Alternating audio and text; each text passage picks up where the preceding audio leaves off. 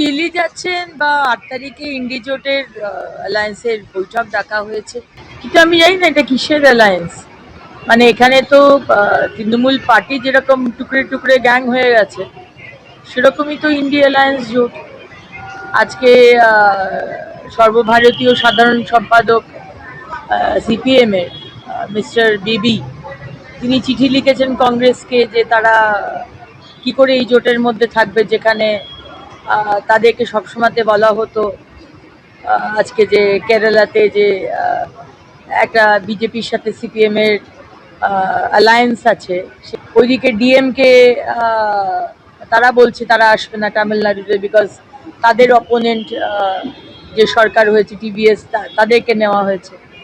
মমতা ব্যানার্জির তৃণমূলের এই অবস্থা, টুকরে টুকরে গ্যাং, তো থাকবে কে? লালু প্রসাদজি শরীর খারাপ, তিনি শুনছি আসবেন না। তো হবেটা কোন বৈঠক, কোন ইন্ডি অ্যালায়েন্সকে নিয়ে? এইটা একটা বড় প্রশ্ন আর কি।